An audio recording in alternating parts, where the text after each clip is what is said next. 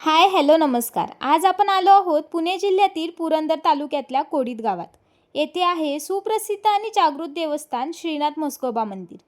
काही ठिकाणं फक्त दिसायला सुंदर नसतात तर ती मनालाही स्पर्श करून जातात. पुरंदर तालुका हा एक ऐतिहासिक व पारंपरिक वारसा असलेला प्रदेश आहे. छत्रपती शिवाजी महाराजांच्या पराक्रमाच्या साक्षीने उभा असलेला पुरंदर किल्ला याच भूमीत आहे. याच पवित्र भूमीत अनेक प्राचीन मंदिरे, परंपरा आणि संस्कृती जपली गेली आहे. श्रीनाथ म्हस्कोबा यांचं मुख्य वीर येथील मंदिर देखील याच प्रदेशात आहे व त्याच पाठोपाठ नावलोकास आलेलं हे श्रीनाथ म्हस्कोबा मंदिर कोडित. चला तर मग हा व्लॉग आपण सुरू करूयात. श्री तुळाजी बुवा बडदे यांच्या भक्तीला पाहून श्रीनाथ म्हस्कोबा महाराज वीरवरून कोडित गावात लोकांच्या कल्याणासाठी आले.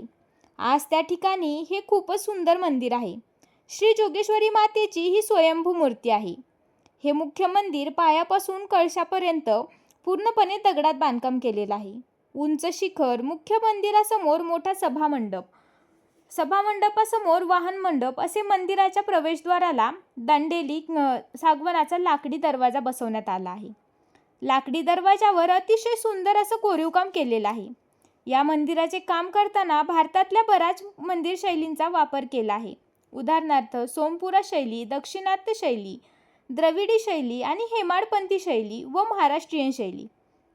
मंदिराच्या दोन्ही बाजूंच्या भिंतींवरील शिल्प पाहून तर नवलच वाटतं. मंदिराच्या चारही बाजूने ओवरी आहे आणि त्यावरील खूप सुंदर आकर्षक शिल्प कोरलेले आहेत. मंदिरात प्रवेश करताच समोर वाहन मंडप दिसतो. त्यावरील कोरीव काम तर मनाला भुरळच घालते. नवसाईचा आशीर्वाद घेऊन पुढे मंदिराकडे निघालो. मंदिरात महायज्ञ सोहळा सुरू झालेला आहे. त्यामुळेच मंदिर आणखी सुंदर व देखणं दिसत आहे. मंदिरात खूप सुंदर लाइटिंगने उजळून निघालं होतं. रंगीत दिव्यांच्या प्रकाशात संपूर्ण परिसर एकदम दैवी आणि आकर्षक दिसत होता. प्रवेशद्वारापासून ते गर्भगृहापर्यंत फुलांनी केलेली सजावट मन मोहून टाकणारी आहे. मोगरा, झेंडू, गुलाबांच्या फुलांचा सुगंध वातावरणात दरवळत होता. मंदिरासमोर काढलेल्या मोठमोठ्या रंगीबेरंगी रांगोळ्या तर खूपच सुंदर दिसत होत्या. प्रत्येक रांगोळीतून भक्ती, परंपरा आणि कला यांचा सुंदर संगम आहे. मुख्य मंदिरात जाण्यासाठी परिसरात असलेल्या गणपती बाप्पांचं दर्शन घेतलं. या मंदिरावर सोन्याचा कळस बसवण्याचा कार्यक्रम 1 मे 2009 रोजी मोठ्या श्रद्धेने आणि उत्साहात पार पडला होता. तो क्षण मंदिराच्या इतिहासातील एक महत्त्वाचा टप्पा मानला जातो.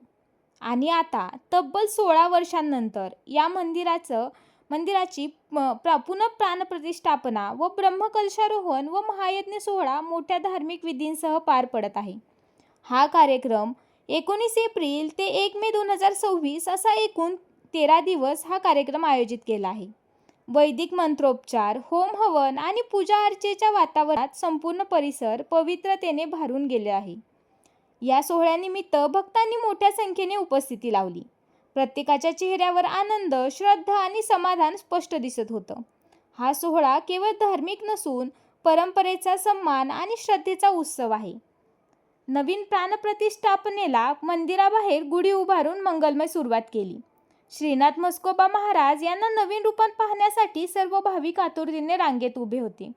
मंदिराच्या छतावर असलेले सुबक नक्षीकाम रंगीबेरंगी असं सर्वांचं लक्ष वेधून घेत होतं. मंदिरातील विविध रंगांच्या नक्षीकामाने संपूर्ण वास्तू जिवंत भासते. प्रत्येक नक्षी वेगळी, प्रत्येक रंग वेगळा आणि त्या सगळ्यातून उलगडणारी एक अप्रतिम कलाकृती. बारकाईने केलेलं नक्षीकाम इतकं सुंदर आहे की प्रत्येक कोपऱ्यात थांबून पाहावंसंच वाटतं. या सूक्ष्म आणि नेटक्या कामातून कलाकारांची कल्पकता आणि कौशल्य स्पष्ट जाणवतं. श्रीनाथ म्हस्कोबा मंदिरातील हे नक्षीकाम मंदिराच्या सौंदर्यात चार चांद लावणारं ठरतं. हे नक्षीकाम फक्त सजावट नाही तर परंपरा, संस्कृती आणि कलेचं जिवंत रूप आहे. सभामंडपात असलेल्या श्रीनाथ म्हस्कोबा यांचं वाहन असलेला चिंतामणी अश्वाचं देखील दर्शन होतं. मंडपात भक्तांनी भरपूर गर्दी केली होती, पण सर्वांच्या डोळ्यात श्रीनाथ म्हस्कोबा यांना पाहण्याची आस लागली होती. आत्तापर्यंत तुम्हीही संयमाने वाट पाहत होतात. आता त्या प्रतीक्षेचा शेवट करण्याची वेळ आली आहे. चला तर आपणही श्रीनाथ म्हस्कोबा महाराजांच्या पवित्र दर्शनाचा अनुभव घेऊयात. गाभाऱ्यात प्रवेश करताच एक वेगळीच दैवत्वाची भावना निर्माण झाली. सुगंधित फुलांचा दरवळ मनाला स्पर्श करून जात होता. नाजूक आणि देखण्या फुलांनी केलेली सजावट इतकी सुंदर वाटत होती आणि सुरेख की संपूर्ण गाभारा जणू फुलांनी नटलेलाच दिसत होता. दिव्यांच्या प्रकाशात उजळलेलं देवाचं तेजस्वी रूप डोळ्यात साठवून ठेवावं असं. वज्रलेपानंतरचं देवाचं हे रूप खरंच अधिकच खुलून दिसत होतं. प्रत्येक तपशील अधिक स्पष्ट आणि उठावदार दिसत होता. जणू देवाचं रूप नव्याने प्रकट झाल्यासारखं भासत होतं. देवाचं दर्शन घेऊन बाहेर आलो. परिसरात भक्तांची भरपूर गर्दी होती. पहा ना, बाहेरून मंदिर किती सुंदर सजलं आहे. रोज वेगवेगळी याग या परिसरात होतात, जसं की सहस्रचंडी, अतिरुद्र सुहाकार, गणेश याग, लक्ष मोदक हवन, म्हणजे यामध्ये 1,00,000 मोदकांची आहुती अग्नीत दिली जाते, व विष्णू याग असे अनेक प्रकारचे याग येथे होतात. विशेष आकर्षक म्हणजे शिवपार्वती सोहळा देखील येथे पार्वती विवाह सोहळा देखील या परिसरात आयोजित केला आहे.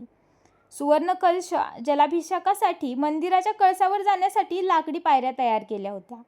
या जलाभिषेकासाठी 121 नद्यांचे पाणी आणले होते. भक्तांनी या सुवर्ण कलशावर या पाण्याचा जलाभिषेक केला. तर ही आहे महायज्ञ सोहळ्याची रूपरेषा. 1 मे पर्यंत हा सोहळा चालू आहे. तुम्ही पण या मंदिराला नक्की भेट द्या. खरंच खूप सुंदर मंदिर आहे. तुम्हालाही नक्कीच आवडेल. श्रीनाथांवर अपार श्रद्धा असलेला समस्त श्रीनाथ भक्त जर एकवटला तर तो काय करू शकतो हे पाहायचं असेल तर आपल्याला कोडीतला यायलाच पाहिजे.